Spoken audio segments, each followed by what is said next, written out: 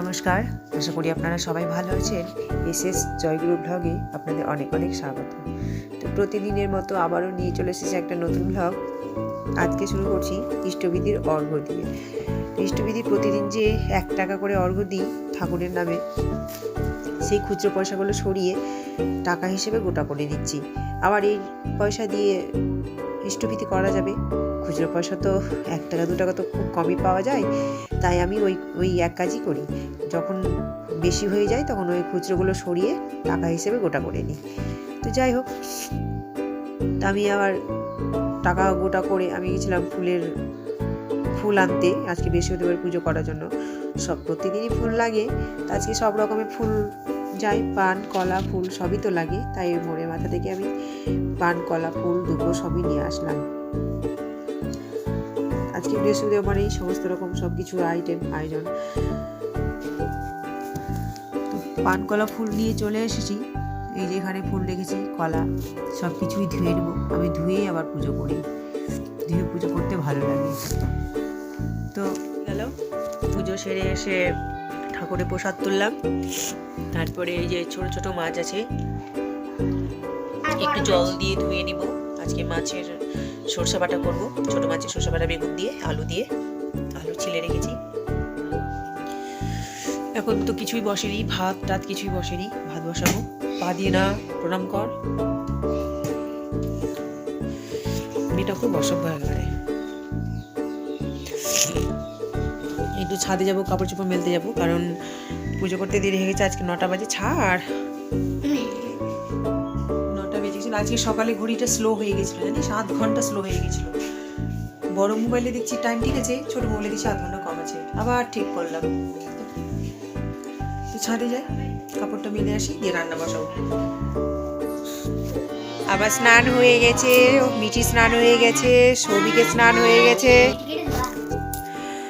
তো ওদের খেয়ে টেয়ে সৌভি গেছে ছাদে পড়তে। মিঠি এখন গান গাইছে, নতুন ছড়া গান দিয়েছে। এতদিন তো ওগুলো হলোই, এখন নতুন ছড়া গান দিয়েছে।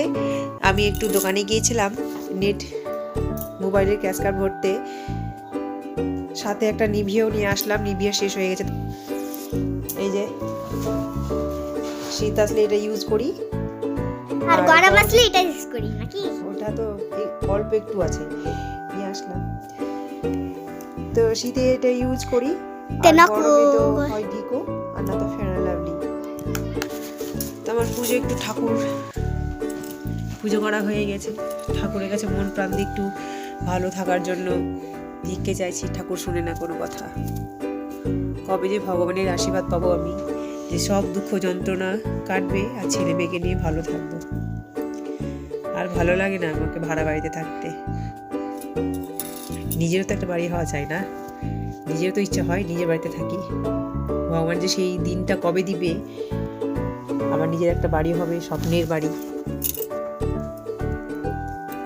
তো আপনারা প্লিজ আমাকে সাপোর্ট করুন। আপনাদের সাপোর্টেই তো অনেক ইউটিউবার এগিয়েছে। আবারও বলছি,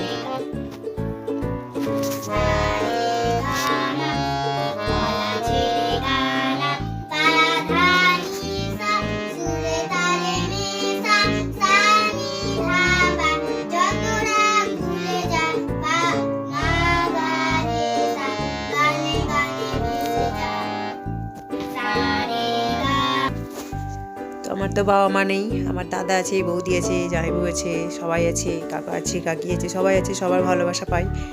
আপনারাও প্লিজ, আপনাদের কাছে ভালোবাসা আশীর্বাদ পেতে আমি এই চ্যানেল খুলেছি। আপনারা প্লিজ একটু সাবস্ক্রাইব করবেন। জানি না আমি ঠিকঠাকভাবে ব্লগ করতে পারি কি না, তো আপনাদের সাপোর্টের ভীষণ প্রয়োজন আমার। আমাকে একটু সাহায্য করুন আপনারা। আপনাদের সাহায্যে যদি আমার ছেলে মেয়েকে নিয়ে একটু ভালো থাকি, সবাই তো ইচ্ছা হয় ভালো থাকার। যাক, অনেক কথা বললাম। তো আমার মেয়ে গান গাইছে, গান গাক, তো পাশে থাকুন। আবার আসছি পরে। ছাদে এলাম, কিছুক্ষণ হলো আসা। তো আমি মোবাইলে ব্যালেন্স ভরে মিঠি গান গাইছিল, আমিও গাইছিলাম, দুজন মিলেই গাইছিলাম। আগে মিঠি শেষ করলো। আগে মিঠে শেষ করলো, তারপরে আমি শুরু করেছি। আমরা দুজন শেষ করার পরে নিচে ঠান্ডা লাগছিল, ঘরে ভীষণ ঠান্ডা। ছাদে এলাম, ছাদে এসে কিছুক্ষণ বসার পরে এত গরম লাগলো রোদ থেকে ছায়ায় চলে এসেছি। না লাগছিল, গরম লাগছিল, রোদ লাগছিল, আহা পড়ে যাবো না। কি দুষ্টু, কি পারি, কোনো সময় চুপ করে বসে থাকে না। এই যে দেখছেন কত চঞ্চল। এসে মাত্র ছায়াতে এলাম, কান ব্যথা করছে, ভালো লাগছে তো। ছায়াতে বসলাম, সৌভিক তো পড়ছে, এত রোদ লেগেছে, খালি গায়ে জামা খুলে দিয়েছে, খালি গায়ে বসে আছে। নিচে খুব ঠান্ডা, ছাদে আবার ভালো লাগছে, ছায়াতেও ভালো লাগছে, রোদে আবার রোদ লাগছে। আমার আবার ফুলের গাছে জল দিল, ফুলের গাছে এলো তবে।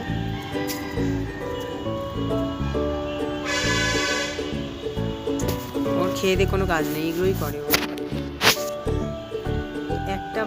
একটা প্রায় বেজে আসলো, নিচে যাব, আবার নিচে গেলেই আবার ঠান্ডা লাগবে। তো যাই হোক, তো নিচে খাওয়া দাওয়া করে জল টল ভরে যদি ছাদে আসি তো আসবো, না হলে কালকে কচু শাক করবো, তো আজকে কচুগুলো কেটে রাখবো। আজকে কেটে রেখে ফ্রিজে ভরে রেখে দেবো, কালকে রান্না করবো। তবু আমার কাজটা এগিয়ে থাকবে। সকাল থেকে তো আমার নিত্য শুরু হয়, সকাল ভোর 5টায় শুরু হয়, সারাদিনই চলে। এই বিকেল টাইমে দুপুরে খাওয়ার মানে 12টা 1টার পরই আমি একটু আরাম পাই।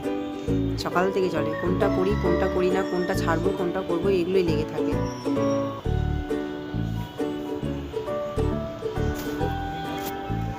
এই যে ফুলের গাছে জল দিতে লেগে গেছে।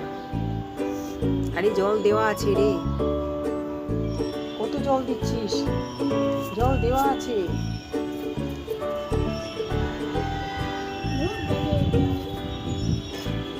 গলায় ঠান্ডা লেগে গেছে, সৌভিকেরও গলায় ঠান্ডা লেগে গেছে, আমারও ঠান্ডা লেগে গেছে।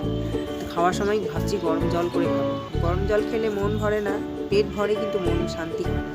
তবু খেতে হবে, খাবো, কী করবো, গলা ঠান্ডা লাগছে না।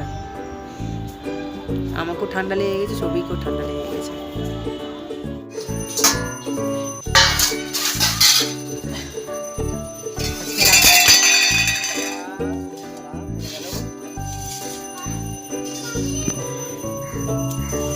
আজকে রান্না করেছি ছোট মাছের আলু বেগুন টমেটো দিয়ে সরষা বাটা,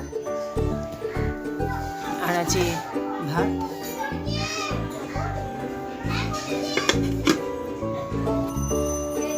আর কালকে করেছিলাম বড় মাছের ঝোল, বড় মাছ থেকে গেছে 2 পিস, 1 পিস মিঠে আর 1 পিস সৌভিক নিয়ে নেবে। তো বড় মাছের ঝোল আর ছোট মাছের ঝোল, তো এই দিয়ে আজকে খাওয়া হবে। বড় মাছ, ছোট মাছ, আর পিছনে সৌভিক জল ভরছে, জলের আওয়াজ আসছে। তো খাওয়া দাওয়া সেরে জল ভরে চলে এসেছি, কচু কাটছি, কচু কাটা ডায়লগ আছে না, কচু কাটবো, সেই কচুই কাটছি। যাই হোক, কচু এটা না, এটা কচুর শাক। আজকে কেটে রেখে দেবো ফ্রিজের মধ্যে, কালকে সেই শাকটা রান্না করব। কচু শাক ভালো লাগে। একদিন রান্না করে আমি আমার কাকাতো বোন কাছে নিয়ে গেছিলাম, খেয়েছিল ওরা, ভালো লেগেছে।